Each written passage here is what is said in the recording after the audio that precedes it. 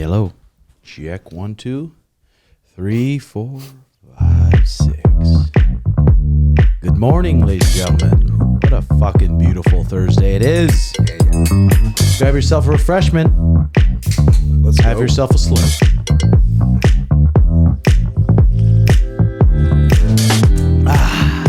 Good to be alive, ladies and gentlemen.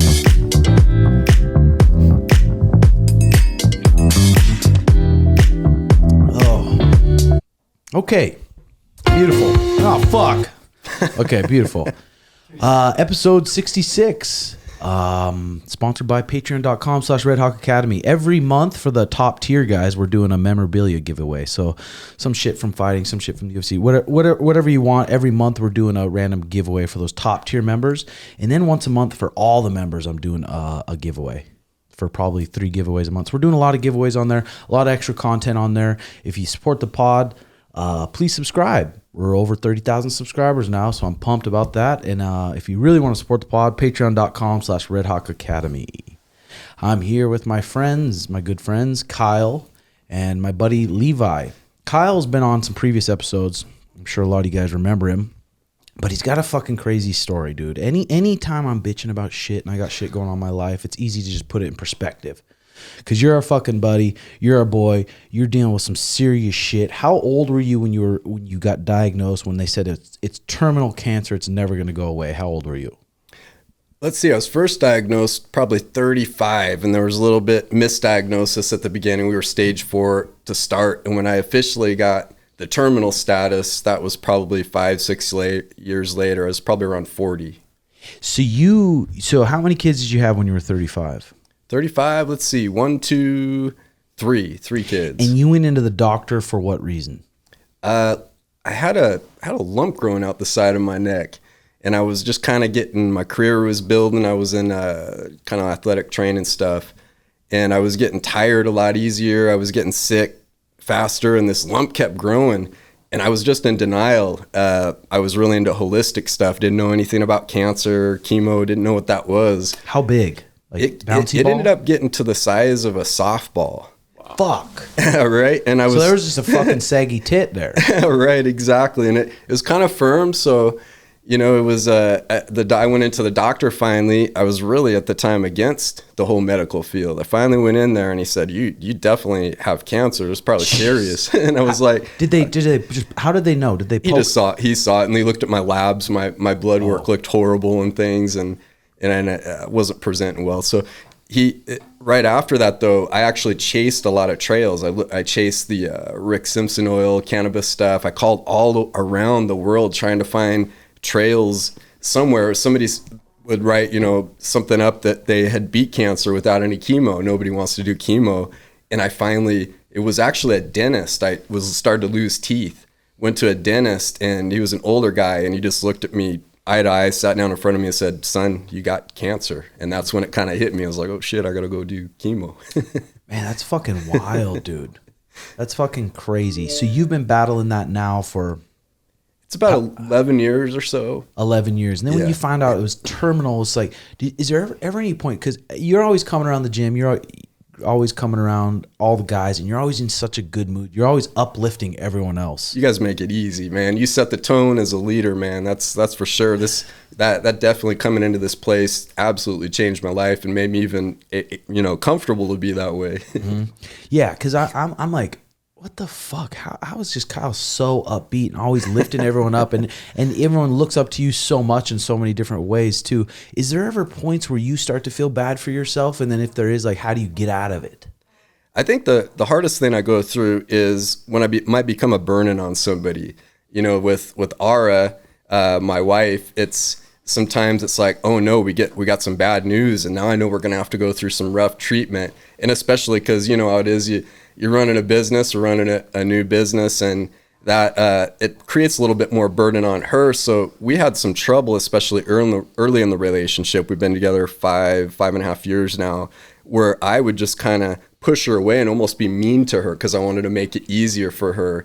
And that still kind of happens. We ended up getting a person. It's hard to find somebody that can kind of counsel these situations, but we found a chaplain at a hospital, and she was able to kind of counsel us a little bit and get me to kind of calm down about that and just see that, hey, Ara loves me, and it's never, who wants to be with a terminal cancer patient, but she chose to do that, and for some reason, you know, we're together. But that's probably the hardest thing out of everything. Sometimes a little frustrating if, you know, I'll Levi and I talk about this a lot, I'll sign up for a tournament or something, and I'm feeling really good, I'm doing good, and then all of a sudden, right, it's kind of like an up and down thing. So sometimes it's a little bit frustrating if things have to change, but overall, it's, you know, grateful to be around. And like I said, this community makes it easy.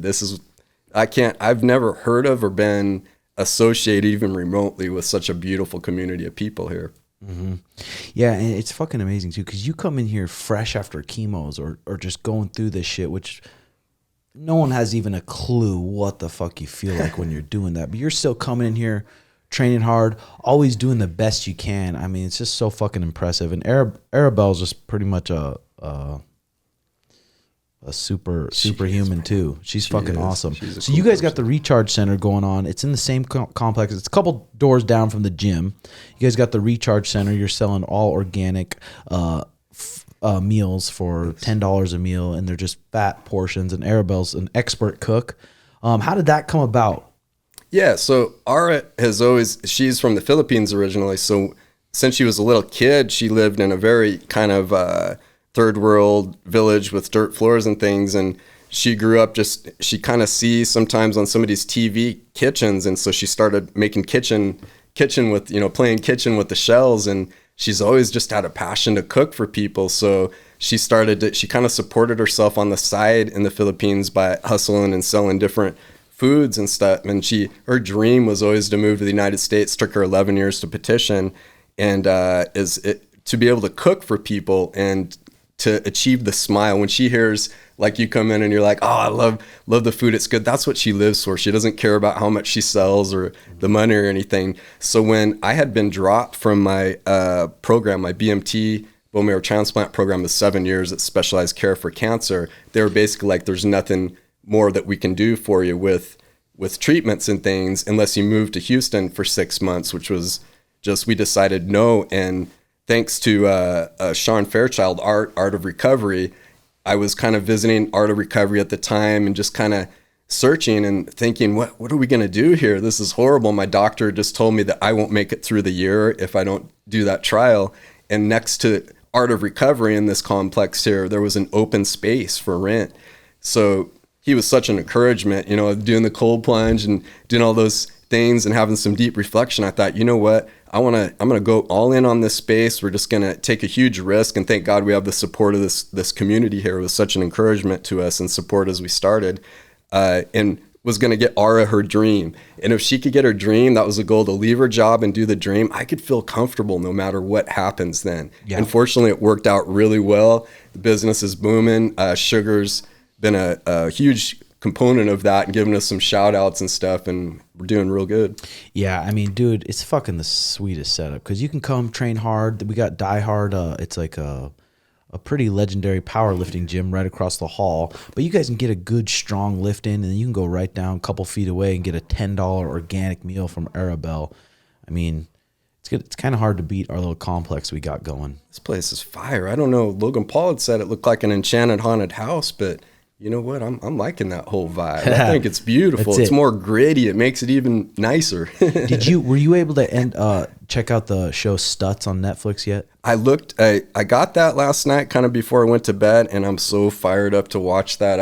I looked at the promo for that. That looks beautiful. It's fucking interesting too. And I've always been, for the longest time, kind of interested in psychology and the way people think and stuff. And he sits down with his therapist, and they talk about just ways to improve their life, and they just pretty much do therapy for the show. Wow. And it's nice because he puts it in a little bit, not really complicated, he just puts it in a different way, how to just, for people that come into therapy, most therapists don't really give you kind of an answer what to work on. But he's like, I want to give people an answer what to work on. They need to improve their life force.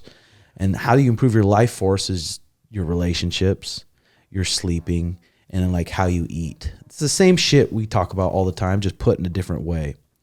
But it's really good how he talks about that, and it might resonate with some people really good. So it's Stutz on Netflix, Stutz. That sounds amazing. I think that you've become a top level psychologist because you have to deal with, it's almost kind of like life and death stuff with the fight. And I'm thinking right now of on the Patreon. I highly recommend watching that. I listened to a little kind of short podcast you and Mariah do together, and she had said on there, I never knew something like this. I think you were at Team Quest and maybe 19 years old. And I'm guessing you're in a room with like Chael Sonnen and all these top level guys. And she was saying that you've always just been kind of a leader in that, you know, and even at that time, people were kind of looking up to you. So that there's something too, I think, being interested in that psychology and understanding how people work and how they move and things. Yeah, it's fucking interesting. There's this guy. There's this author called Ray Dalio, and he has this principles book, and it's a really good book. But he came out with another book, and it talks about how you can make principles for yourself, and it also talks about how like building the team of people around you, and all the different types of people there are. And he has this. I'm gonna try to send it to Jay and have it in the bio. But you scan it on your phone, pull up this app, and it asks you over 100 questions, just random questions, and you have to go through them, and it kind of shows you what type of person you are and what spot you'll fit in when you're working. So he had all his employees, all his people do that and kind of see, like, okay, this is this type of person. They'll fit good here. This is this type of person. They'll fit good here. But for me, I don't know where that came from. Even when I was 14, 15 years old, I was never the leader in wrestling because I was never good enough. I was always getting beat up. But they used to do smokers around my state, high school smokers. And if you go fight, they're 3 1-minute rounds, sometimes 3 1.5-minute rounds. And if you fight, you get $150. If you win, you get $250. So we're going to different high schools, and I'm recruiting all my buddies to come do smokers with us. And then they started doing crosstown smokers. So our high school rivalry, they'd have a lineup of their people and a lineup of our toughest people. Wow. And we'd get in a gym, and the gymnasiums were packed sometimes, over thousands of people, and watching you fight in high school. So I don't really know where that came from. That could be like a natural type thing, but I'm not really sure. But I recommend checking that out on Netflix. Oh, yeah. Stutz. It's a really good show if you're into that kind of shit. So we got my buddy here, also Levi. Levi, he's a professional baseball player, and he's very passionate about MMA, works super hard. He works like a professional. You can tell he's been raised in a professional sport because he treats it like a professional, even with the MMA training. Like, there's not really many people that train like you. You go do your baseball shit, which is, I don't know how much that is, but then you come to all the trainings. You're never, ever missing trainings, feeling sorry for yourself, just kind of being a bitch. You're always at the training. It's pretty fucking impressive. Is the training way different, like training baseball professionally compared to training for jiu-jitsu or MMA? Yeah, it's way, way different. I think if baseball was like close to as taxing as MMA, I couldn't do it. If it was like football and MMA, they're both like too taxing where you can kind of balance it. Baseball, especially as a pitcher, you're pretty much throwing and, lift twice a week, and that's pretty much it. So you're throwing every day? Yeah. How do those joints not get just worn the fuck out? Or for a majority of pitchers, do the shoulders get fucked? I would say there's probably like half and half. Some people are just blessed with like a quote unquote rubber arm, and they just throw all day, and it's like, this dude's never sore. He's just, maybe he even eats like shit. Like, it's just, they're blessed with it. And then on the other hand, there's guys that have surgery, there's probably in our org, maybe like 30 to 50 surgeries a year. And most of those are on pitchers. Yeah. The genes are the real fucking thing, dude. You have people who are so durable, and it kind of what steered me into coaching and starting my gym and stuff, just injuries back to back to back to back to back to back. I get torn bicep, broke jaw, blown out knee, and I just kept getting these injuries. I'm like, I want to be smart. I don't want to be sitting here and just be a broke down fighter just trying to go after this dream. I'm like, I want to be smart. I love martial arts. I love creating a group. So why don't I kind of start that? And I'm so glad I did. And it all came from me fucking breaking my jaw. The fight right before I signed to the UFC, breaking my jaw and just having my dreams kind of just shattered and just being fucking pissed. But all this good shit came from that. It's weird how that usually fucking happens. But with so baseball, you're pitching every single day, and you're lifting twice a week. Yeah, so you'll pitch twice a week, like off the mound to hitters, but you'll throw every day. So the days I pitch off the mound, that's typically your lift days because they want your hard days to be hard and your light days to be light. And for the pitchers, and are people in baseball fucking around with the stem cells much? No, it's Not like really. when I tell them about the stem cells that you got, they're just kind of like, let me know how it goes. So they're like interested in it, but they don't know, they don't have an opinion one way or the other yet. Yeah, it could be. I mean, it could be a good thing. I think I'm about 3.5 weeks out, but I was doing more research and they say it takes 5 to 6 weeks for those stem cells to grow things back. If they're going to work, you got to let them work. So that's been kind of a battle. I can't even barely show fucking moves and shit, which is kind of annoying, but it's been all right. So you went back home and were training with Niko Price a bit, the UFC welterweight. He's fighting next weekend, I believe, and he's fighting Philip Rowe. You were training with him a bit? Yeah, I was originally just going to go for 2 weeks, and then I went into their gym, and they're like, listen, dude, you're the same size as Phil Rowe. I'm not great or anything like that, and not to that level, but it was a body. And for me, I looked at it as like, this is a good opportunity to kind of be a sparring partner almost for a camp, something that I feel like is probably rare in the position I am as far as like my skills and stuff in the sport. So I was like, this is a good opportunity. I'm just going to stay, I'll give him, the best looks that I have. And so, yeah, stayed 6 weeks and left he had 2 more weeks left in his camp. So it was like 1 more sparring week. And then this week he's at the fight. Because where was that at? What state? Florida. And Yeah. you were back home seeing some family, so you got some training. I'm surprised. So does Niko live a long way from American Top Team? Or you say he trains at MMA Masters? MMA Masters, a couple times a week? Or once a week. Yeah. For what? For just sparring. Yeah. Okay. Yeah, it's interesting going and bouncing around to different training places, isn't it? Everyone's just so much different. And a lot of gyms, even people in the UFC, even gyms in Spokane, gyms that are pretty popular gyms, you go and see their training, you're like, wow, it's not really structured professionally, but these kids are gritty and tough.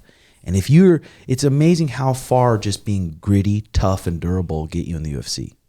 You still have to be disciplined. You still have to learn the skills. But like, you don't always have to be a great athlete. You don't always have to have the best technique. But if you're gritty, fucking tough, and it's hard to break you, you could go pretty far in the sport. That was the biggest eye-opening thing. When I got there, the third day, they're like, headgear on, 16-ounce gloves in the ring. And I'm like, what the hell? Yeah. And these guys are swinging like crazy. So for me to get hit and like be cornered and they're hitting me, it was like the first time where it's like, okay, I'm either going to fight or I'm just going to fold. Fucking wilt. So if I want to do this, like later on, I need to figure out right now if I want to fight or if I'm going to run in these situations. So it was eye-opening. Yeah, everyone's got the fucking dog in them when they're not tired, but make yourself fucking tired, get hit in the body a few times, and have still some mean guy really on you, not showing one bit of weakness, not showing one bit that he's tired, and then we'll see how much dog you have. Yeah. So that was probably a good experience for you. Yeah. So right now, because you got surgery on your shoulder too, right? Yeah, it's probably been 20 weeks. What kind of surgery? Thoracic outlet. So they take out the first rib and the scalene and cut the pec minor just to release that. So it's a newer surgery. They just chop the rib off. I haven't like a little lower jar. rib? No, up here top by the collarbone. What? So you got a little dent there? Or? I can't feel it or anything. It doesn't feel any different to me. But I have like probably 2 inches of my rib in a little jar at home. Damn, that's pretty cool. Fuck yeah. So sweet. Yeah, Liver King gets exposed. Let's check out this. Oh wait, no, this is a different one. Yeah, but Liver King gets heavily exposed. They say he's doing like 20 grand of HGH. I mean, all these news outlets, all these people talking about this shit, it could be completely bullshit. But the fact that he got exposed, it's like we were talking about earlier, he's still sending a good message. His 9 ancestral tenets or whatever, they're all positive. But I think where he fucked up is saying you can look like me doing that. That's kind of where he messed up. I wonder how long he's been doing that too. But clearly, dude, his fucking abs protrude like half a foot. Seeing him in real life, it's like, that is fucking absurd how yoked he is. So you'd have to to look like that naturally, I almost think it could be impossible. Maybe not for some of those guys that are in Africa or some of those just freak of nature humans, but for someone like that, I feel bad for him. I mean, he probably made quite a bit of living from his supplements, and he'll probably be just fine. But they said he was doing 20K of HGH a month. Like I said, who fucking knows? Did you guys watch any of the Liver King stuff? Oh, absolutely. Yeah, he's a fun character. I liked him, and when I met him, he was super nice, but you can see how people get mad. Mm-hmm. You can see how people be like, dude, he's just fucking, he's bullshit, and he's saying that he naturally looks like that from eating raw liver.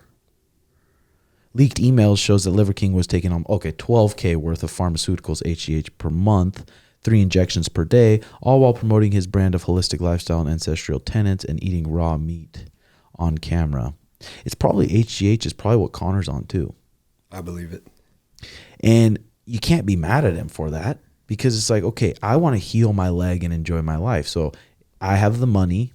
UFC's not testing me right now. I'm going to do some HGH so I can heal up to 100% and be healthy. But that motherfucker's jacked now. You see him lately? He's looking about 195 solid. I just wonder what that does like long term if you're on all these things. That's the thing.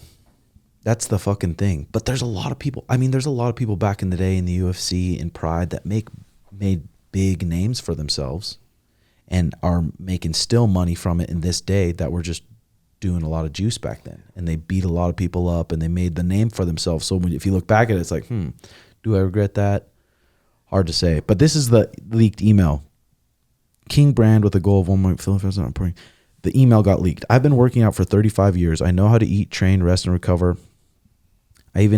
But as I've reached my mid-40s, it's harder in the back fat fucking. I've started taking Omnitrope. And then he said, my doctor told me that I could be double it. I think it's a hypernausea. I wonder how his emails got leaked. I'm wondering if taking a fuckload of other possibly interfering with the efficacy. For instance, here's what I'm currently taking. IGF-1, LR, been taking this for a year. CGC, WIMAP, been taking this for a year. Ibutamorin, been taking this for 2 months. Omnitrope, been taking this for 6 weeks. Test Sype, 0.6 cc per week, cruise dose. Deca, 0.6 cc per week, been taking this for 3 weeks. Winstrol, 50 milligrams a day. Just started this, been taking this for 3 weeks. That motherfucker, I bet he feels like a beast, dude. Beast. It'd be interesting to see like what Gordon Ryan's cycle is too. Because that dude looks like a powerful fucking human. He looks like even the way he made Nicky Rod look. Who's a freak of nature athlete, explosive athlete. Gordon said he's the best athlete he's ever even grappled with, which is crazy. He grabs his leg with 2 hands, grabs his leg with 2 hands and pulls it in, 50-50, and cranks his heel. Like, made it look that simple. Who knows how much like Gordon Ryan was in Nicky Rod's head before the match, but still, to do that, it's fucking insane. And you wonder about the side effects of some of these things, because he's complaining about stomach stuff. I remember hearing him on Rogan, and I know I remember Brock Lesnar. I think he was busted for HGH early in his career, and then he had diverticulitis. So I think that's one thing I've seen with these guys using HGH when they take it past, at such a high limit to get. There's always some kind of drawback to it, I think. Yeah, fucking up your guts and shit. This is another interesting story that popped up. Former UFC fighter Tim Kennedy reveals previous HIV scare after participating in an orgy with a ring card girl. Former UFC middleweight contender revealed he underwent concerning HIV scare after participating in a sex orgy with a ring card girl whose results returned positive. Oh, God, that'd be scary. Kennedy had a successful stint for Strikeforce, going 6-2 with wins over notable names Robbie Lawler, losses to Jacare Souza, Luke Rockhold. The San Luis Obispo native fought inside the UFC from 2013 to 2016, sizable win over Mike Bisping after dropping blah, blah, blah. The 4-year-old has continued to be an advocate for the sport. Let's see what he says here. Kennedy explained the situation. Had a couple women pregnant and had an orgy after a fight. Tim Kennedy said, one of the ring girls that was there tested positive for HIV. So then she tracked down all of her former partners. I was one of the litany of them. She walks in the gym and is like, hey, I'm HIV positive and you should get tested. My heart would drop. Man. But then it's like, well, let's go get tested. Let's fucking handle it. It wasn't actually like you're positive or negative, Tim Kennedy explained. It was, we're going to take some white blood cells counts over a few months to see if you are losing your immunity. So that sucked. Kennedy, a 24-fight veteran, shared the octagon, defeated some great names in the sport, blah, blah, blah, blah, blah, blah, blah. Interesting. HIV Scare. You got to fucking wrap that pickle. Yeah. Or you'll get fucking bit. Yeah, I've been just smoking wise. I've been just trying to vape all week. I've been trying to put the bong down a little bit, and I feel I wake up way more clear headed than when I take fat bong rips. But there's something about a fat bong rip where you just go, and you just lose it. You been smoking much, Kyle? Off and on. It kind of depends what's going on with. I got a couple of tiny tumors on the lungs, so I got to be careful when those flare up a little bit. But I'll kind of go through edibles, and I'll go through my little things. You got me into the flavor of this Volcano, the Mighty, and that's definitely been a game changer. I too, if I could, I would do bong rips. That's the preferred way, but the Mighty seems so much healthier on the lungs. Yeah. What about you? Is it frowned upon, Levi, in baseball? They don't drug test for it anymore, but nobody's like open about it, taking a stance and been like, yeah, I'm smoking weed. So like, is a lot of the baseball, I remember we talked about it earlier, a lot of them are just, you gotta kind of be act your certain way. Yeah, you have to fit the mold. Okay. Yeah. So if you're a bad boy, say if you had a Sugar in MLB, he wouldn't last long. You better be really good. Like really good. Like the best ever. And then they'll maybe accept him. Right. Even still. But if you have like one slip and you're that guy, you're out. Where like a guy that says the right things, kind of like similar to how Nate Diaz talks about the champs in the UFC. Like these dudes, they're dorks, but they're wearing the tie, they're picking the fights and whatever. They're the UFC's champ, but they're not the people's champ. Similar, but way more extreme is like if you don't look the look, you know, you can't be like, I can't come out and say I'm doing this and that and whatever on social media because I'll get a text, take that shit down right now. And even with the MMA stuff, I have to be super careful about. And you get those texts from like the GM of the team you're playing for usually? Normally it's like a farm. For me, I'm in the minor league, so it's like the farm director. Okay, and he shoots you over a text and says, hey, you need to tighten it up a little bit. So if you're in the majors and you already got a lockdown deal and you start acting up a little bit, what are they? Yeah, I mean, just like anything else, the better you are, the more you can get away with.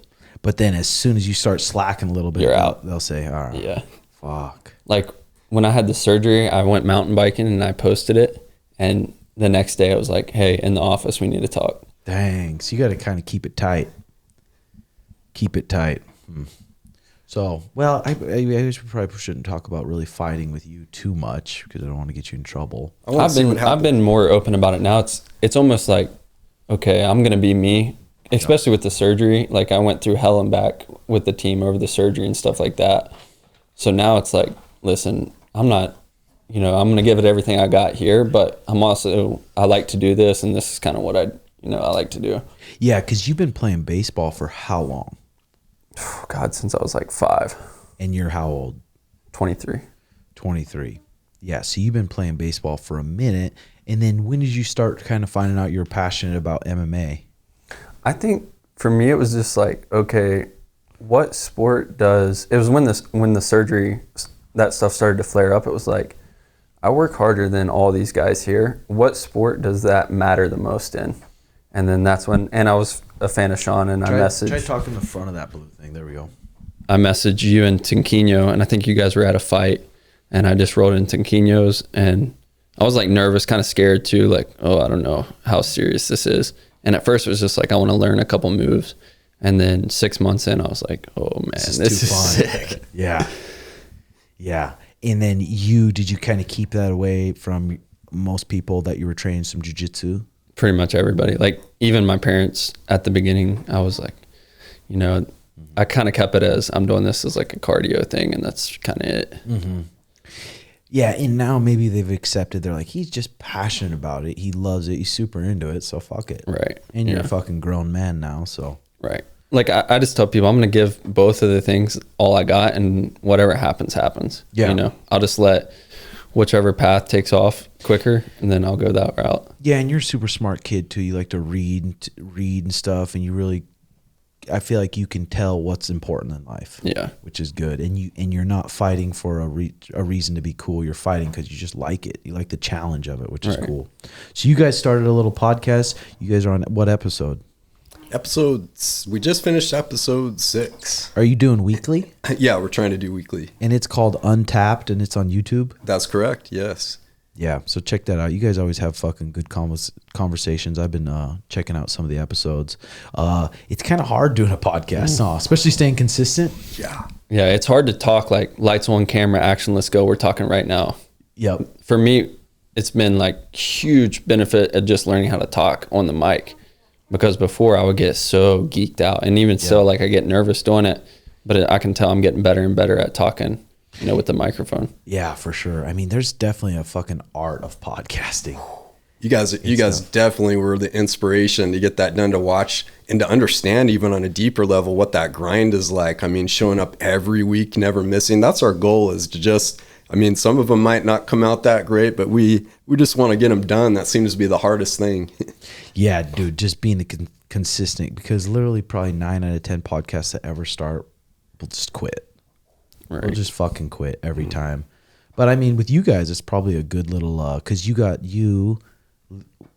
a great like conversationist, and you got Levi, and then you got Dana, who used to help us on the Timbo Sugar Show. So that's pretty cool. Yeah, that's right. Yeah. We buddy up a lot in the community. Everybody's pretty good friends and things. And sometimes I know you and Sean have such a good communication where you guys can just talk forever. That's the person, just kind of hit it off. When Levi and I were getting together, we would just talk sometimes for 3 or 4 hours, and neither one of us is a huge talker usually. So we were like, hey, you know what? We should record some of these. And finally just, with kind of your guys' encouragement and watching you, that was a huge inspiration. We were like, hey, let's go for this. This is too fun. And podcast of, I know Levi, it's the same for him, is they've helped me so much in my life. I'd be in the hospital or like kind of live in the bubble and just put those earbuds in and get into some deep podcasts, and they just changed my life, I think. Yeah, fuck yeah. I mean, it just feels like you're hanging out with those people. Listen to them, which is good.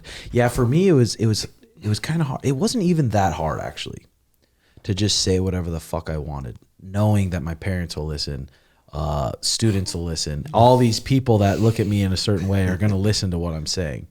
But then I'm like, fuck it. If they don't like me because I'm acting literally how I actually am, then they probably shouldn't hang out anyway.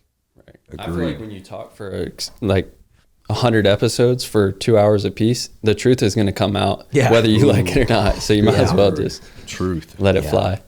I remember when on the Fight Master, like the Bellator TV show, like they mic'd you up as soon as you wake up, and then they take the mics off you as soon as you go to sleep. So you're mic'd up for, I think it was 7 weeks, every day, every morning. And the first day or two, we're like, oh, we got to mind our P's and Q's. We don't want them showing this on TV. After the second day, it was just like, fuck it all, just acting a fool. So those producers could literally portray any one of us however they fucking wanted to. It's crazy. You just fucking let go.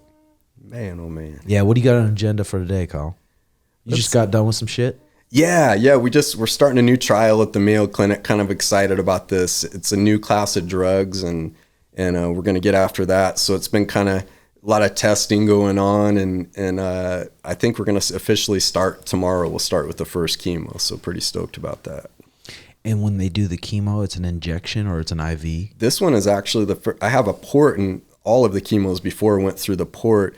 This one is, I think this is the first oral chemo cycles I'll be doing. So it's an oral chemo, completely new class of drugs. Only 3 other people have done this specific chemo. They had a little bit different cancers than me, but the results have been really good. This is the first chance I've had it where we might get remission out of this one. So we're pretty hopeful and excited. And like oral, so it's a pill? Yeah, exactly. It's just a pill. Jeez. So and your one thing you were talking about, the port. What is that? Yeah, so there's a chemo port. It connects to my main jugular so they can get in the chemo. When you start to take a lot of chemo in through your veins, they just kind of wear out after a while. And there's times if I get into trouble where I would have just multiple lines when I went through bone marrow transplants. I at one point, you know, the end bone marrow transplants, it's common to have like 80 lines in at once, and the power port allows you to get multiple lines of fluids, medicines, and all that kind of thing. So that's the port's like an IV, or it's like a hole? It's just it's like a bump. It's this little, I don't know what material it's made out of, but it kind of protrudes, and it's just sticking out. It's like a quarter size. And then you plug in. They just take a needle, pop it in, and then hook the line up, and the medicine shoots on down. Jesus Christ, dude. At first I thought, man, when the doctor was telling me I got to do this, I thought, well, it was all so foreign to me. And I thought, man, I'm going to be some kind of machine or whatever. And I just wanted this thing out of me. And I did get it out at one point, and then I missed it right away when I got in trouble and had to have a lot of lines and a PICC line and catheters and things put into the body. So I got it back, and now I'll probably never get rid of it. It's been an asset. I'm used to it. So if you could explain the feeling, would you say chemo hurts the most? Pain? I would say the cancer side effects is the worst. Right now we had to kind of delay doing treatment because we had to qualify for this trial. So when I get more cancer building in my body, the feeling that you get, it's kind of hard to explain. It's a really different kind of deep fatigue, kind of like a really bad hangover and being up for 3 days sort of thing. But the tumor pain, you'll start to get the tumors form on my lymph nodes. So as that advances, they'll start to grow, and I can kind of feel them out of my body. And that pain is tough to turn off. So that gets kind of tough. There's night sweats that hit you too. So those symptoms, and maybe it's because deep down, you know, hey, this is trying to take me out right now. Whereas the chemo sucks too. It kind of, you switch gears, but a lot of times when you hit chemo after you've had a lot of cancer in the body, you immediately feel really good. I've had times where it's like, oh, such a relief. Like almost within 2 hours, I start to feel good. And then there's a whole nother class of side effects that come, the nausea, the dizziness, and you just did stuff. Like a bone marrow thing, Awake? Yes. Yeah. That's, I kind of fit that into, our podcast is Untapped. So what we're trying to stick with a theme on there is, where do you go when things get really difficult? Like when, you know, we saw Sugar in his last fight, and he got it, you know, we saw his heart come out when he was really in a tough, where you're in a tough battle, when maybe death is coming on you, or you're really just pushed past your limits. Where do you go? You go into that untapped place. So when I did the bone marrow drill, I just declined. I still did the lidocaine or whatever for the area, but it's known as the most painful procedure that you can go through. So I kind of wanted to just experience it and see all that, the stuff, the training that I do over time, the cold plunges, preparing myself to try to stay in a certain state when I was going through that pain. And it was only about 10 minutes of just really rough pain, but the drill is just... Where are they drilling into? It was in the my lower back, kind of upper hip area. Lower back, upper hip, and they're drilling into your bone. Right into your bone and through the bone, and then into the bone area, marrow, and then they aspirate, they pull out to get pieces of bone, and then the bone marrow. And you were awake. Yeah, I was awake through it. What the fuck, dude? I won't do it again. It was what the stress on my body kind of made me, when I went through it, I was okay. I can usually go through something and be all right, just get myself in a certain state. I was kind of trying to stay. And what really helps me is that's one reason why I realized right away, I was like, I got to figure out how I'm going to be able to roll jiu-jitsu in here and not just totally fuck myself up with, you know, all this stuff going on. So I kind of felt like if I'm nice to people and connecting with them, they're probably going to be less likely to hurt me. So the same thing with the surgeon and the people in there. I'm just kind of trying to talk to them and stay in a good state. Right. That's how I am too. Anytime I'm dealing with that, I'm like, you're my friend. Please. Yeah, man. Dude, that's fucking insane. I will say too, you know, I gotta throw in there, I'm always hoping to talk. I love hearing your guys' discussion about the Bible and God and stuff, but I was deep in with God, and, you know, some people, and it could be true, maybe it's just kind of my comfort there, but I was really deep in meditation and the Holy Spirit in that moment. That's fucking insane, dude. Yeah, that's another level of pain. I mean, God, you go through that kind of pain, and it just makes you so thankful when you're not in that kind of pain, no matter what's going on. Truth. I mean, being a kid raised with a fuckload of money, your parents give you everything, you have nice cars, other people look like that, like they want it, but then that person's just a sad, depressed person because they've never even gone through fucking anything. That's truth. That's truth. I just heard Dan Garner, he does this Barbell Shrug podcast, and he was talking about how he thinks it's even important to, we work out and put our body through a little bit of stress, but to put that mind, it needs to go through a little bit of stress every day to be stronger and kind of adapt and grow. Mm-hmm. Yeah. What about you, Levi? What do you got going on today? Not much. Wednesdays I'm off at the field. I think they're going to do sparring here at 12:30, so I was like, catch the end of that and then roll tonight. Yeah, we got a couple of our amateurs coming up on they're having their MMA debut. It's pretty sweet. I mean, this program's so fucking new. Like, it's been around for my gym 3 years. These kids have been with me for about 2 years now, so really growing them up. Jakar, Courtney do such a good job too. They have so much knowledge, and I've been trying to spend a lot of time with these kids. So December 10th, they're going to have their first fight. So it'll be sweet. I'm pumped to see where our program is in 5 years, because in MMA and even jiu-jitsu, to get really, really good, like I said, it takes years, half a decade to really start putting your skills together, and especially put your skills together enough to do it under the lights, do it when there's a screaming crowd, and just let go and be in the moment, and just let your previous training just take over, which is a skill in itself. And the best person I've really ever seen do it at the highest level is Suga. He fucking gets in there and he's so present and in the moment, and there's so much pressure on him, and he doesn't even think about that pressure. He's just in the moment. We're in Abu Dhabi, and there's these people with all these outfits, and everyone's rooting against him, and there's fucking the number one guy in the world, Peter Yan, and he's been seeing for weeks and weeks thousands of people just saying, you're going to get fucking crushed, you're going to get crushed. And even people that are good at MMA saying, you're going to get crushed, you're not as elite as this guy. And he gets in there, stays in the moment, and does the game plan exactly how we had it. And like I said, and he goes through the adversity you were talking about, when he got cracked and he's fucking exhausted and he just got cracked. There's a time in your mind where, I mean, the exit's right there. You could give up, but being able to counter that in that high pressure of a situation is fucking seriously badass. I got chills. You got me fired up. Yeah, it's fucking badass though. So I'm excited for our MMA guys, and we're building a pretty cool little group. And then my new gym, now it's coming together. I did have these black mats for like a garage, and they were getting people's feet dirty, so I ended up buying some more zebra mats. So the whole thing's zebra matted, and there's the boxing ring, the bags. It's going to open up probably December 7th, which is next week, and it's going to be $80 membership a month. And there's going to be some jiu-jitsu and cardio kickboxing. So nowhere else you can do jiu-jitsu for that cheap. Anywhere else you're going to be, for jiu-jitsu especially, it's going to be close to $200 a month. So this is a good spot where beginners who are scared to sign up can come sign up and learn the beginner's curriculum. When you're ready to move over to our gym, you're ready to do that. So hopefully that works out. Hey, if I did it, you guys can do it. So yeah, 100%. Get in there. And my kind of goal is, I mean, that place is right, literally 2 blocks from our place here.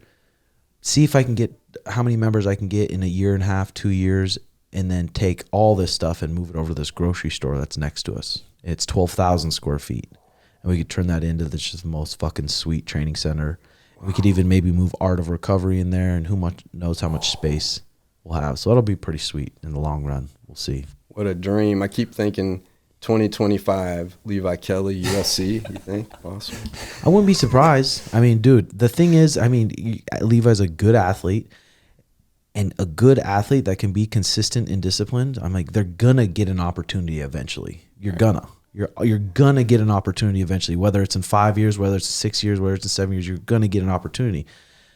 So I won't be surprised at all if we see Levi in the UFC. That's such a big story, because there was like Bo Jackson. You know, you guys probably know who that is, Bo Jackson, the football player. But and then there's Deion Sanders, and we haven't really had a dual athlete since that time that I could think of. So a Major League Baseball player and a UFC fighter, that's just insane. Yeah, 23 years old too. I mean, you're 23 and you got a good little base under you already.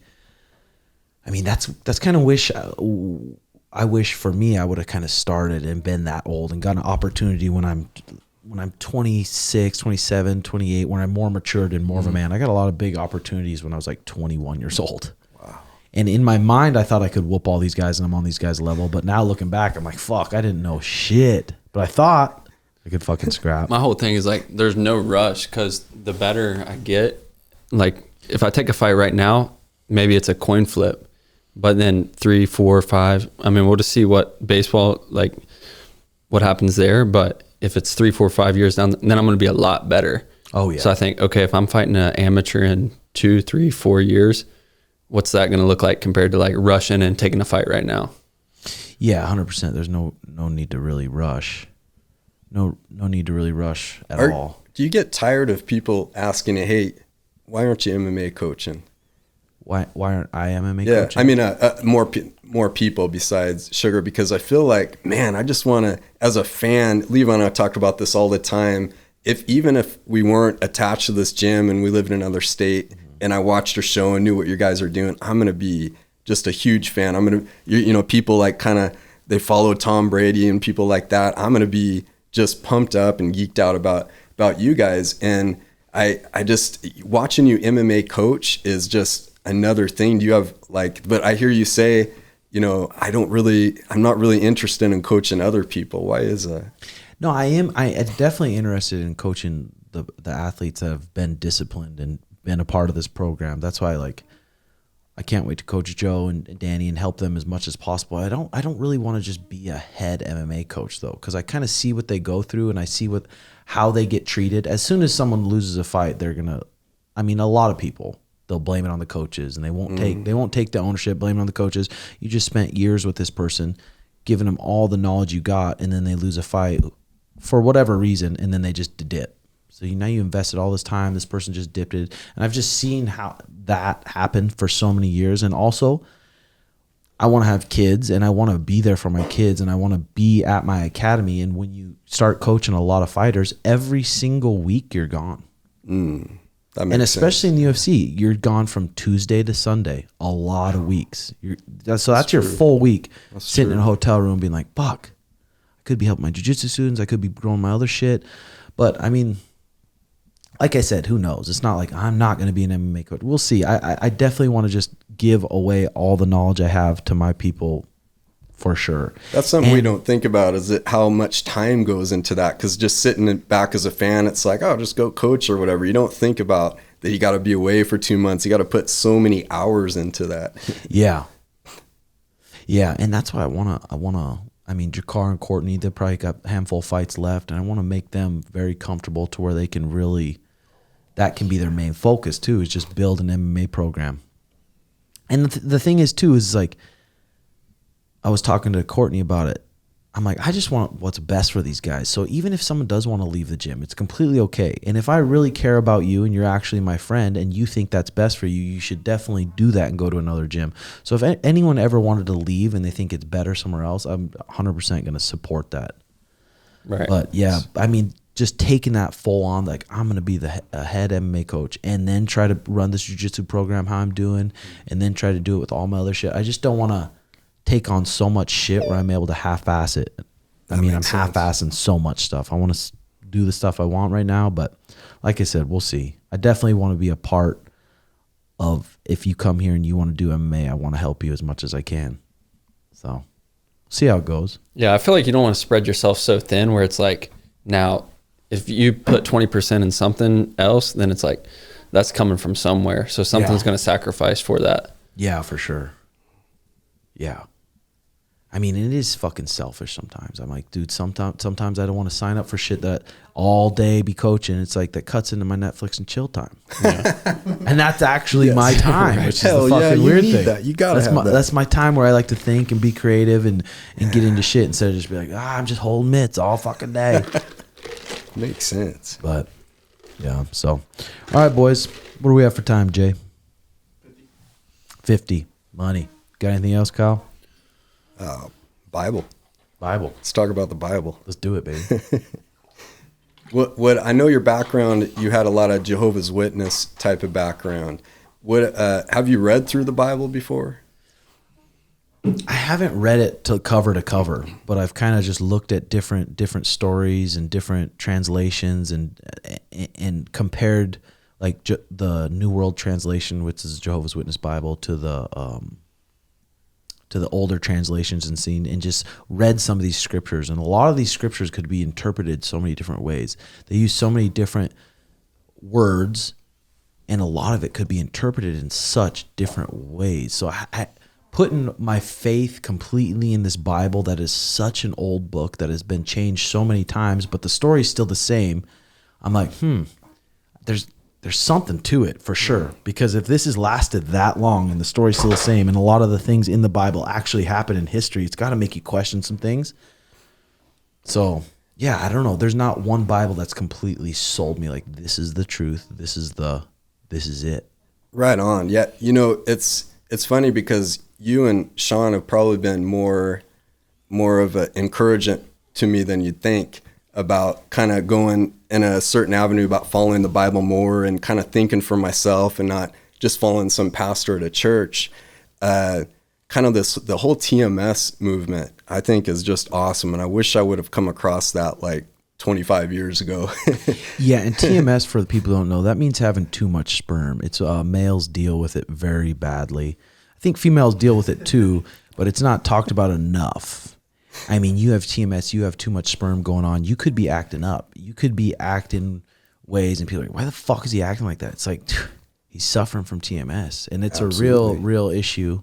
So I'm glad that's been talked about. Yeah, it definitely made me make some very bad decisions earlier. Yeah. And it got me thinking too about something, because I want to be open, you know, always to maybe I'm wrong about what I'm thinking. Maybe that what I've thought and following God and, you know, following the Bible, believing it's true and all the studies that I've done and things like that, maybe I could be wrong, because if I can't just think that I possibly could be wrong, then how can I grow? And if God is real, I want to continue to grow into eternity. But something that hit me with that TMS is there's King Solomon. He's in the Old Testament, and we're getting into Bible stories. I like it.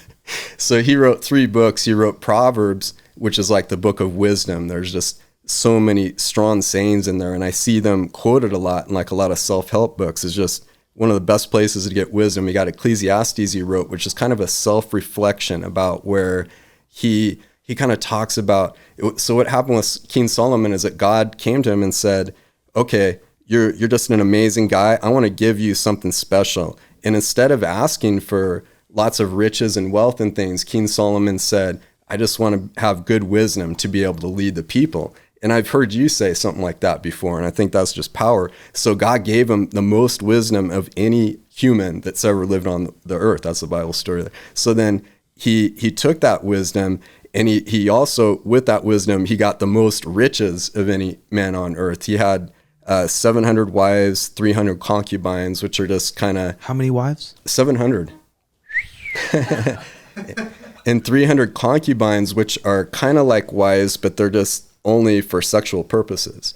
So he had a you know. So he had a place where girls would hang out, and it was his little brothel. Exactly. Yeah. Yeah. Something like that. And then the wives too. So those are all virgins that were just, you know, he got with. So Pop cherries. Yeah, there you go.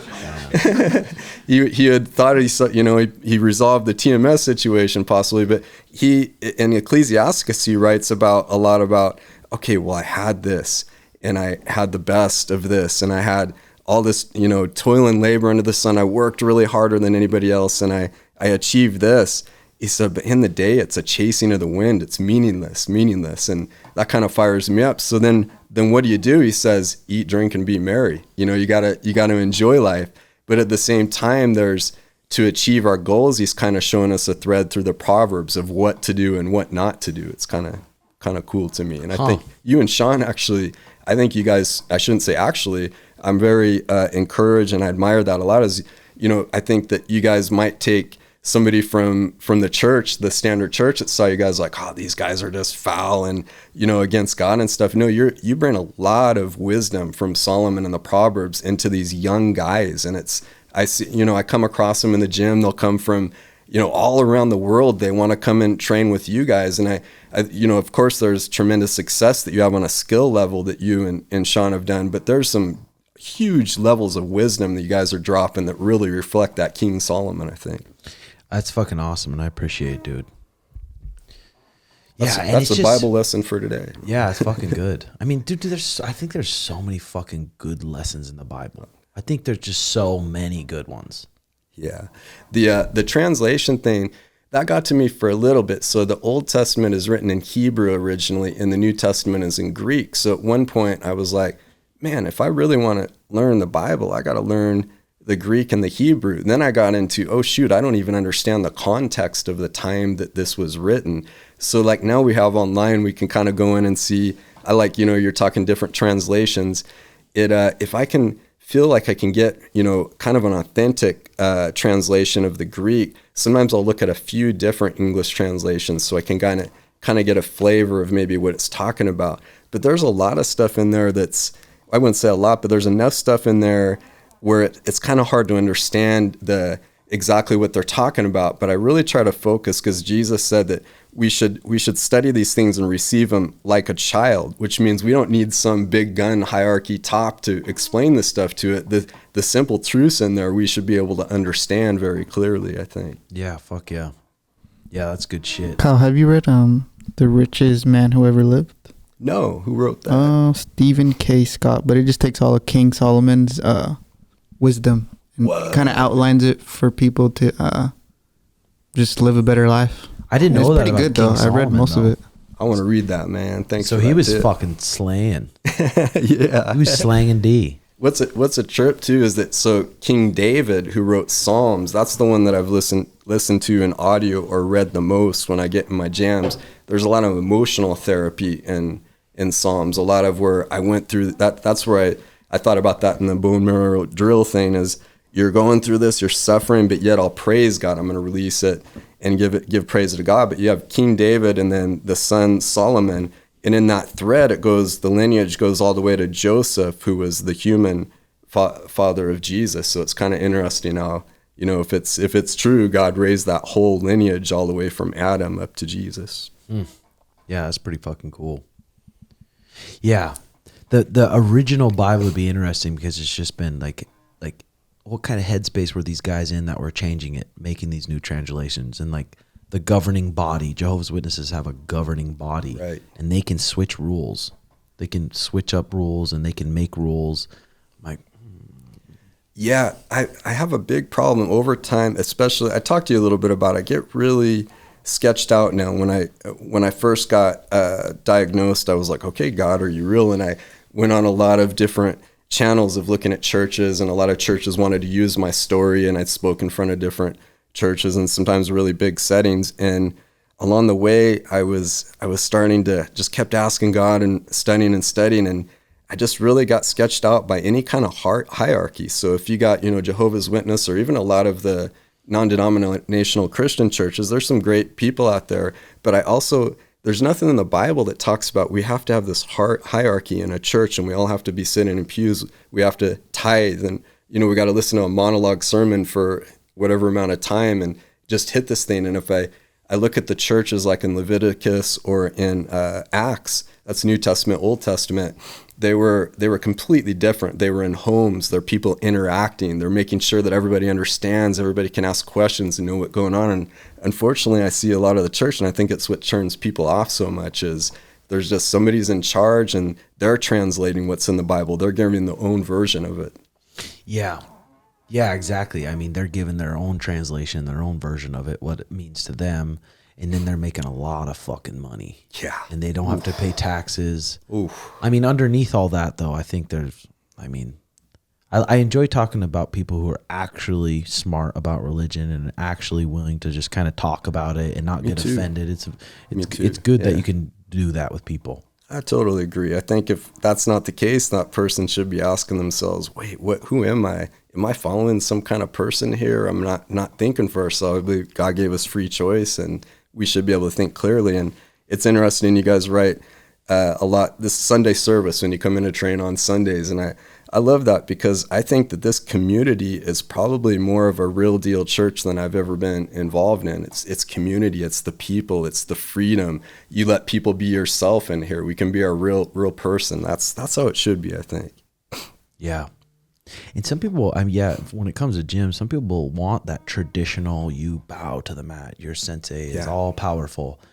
Like, I don't really want that. I don't really want that type of vibe. That's got to be hard. I mean, I can't say that if I was in that position that I wouldn't. Yeah, I'll go ahead and accept that. It's probably a good feeling. So that's an awesome trait. Yeah, but then just knowing there's other people out there can just fucking whoop your ass too. It's good to remember that.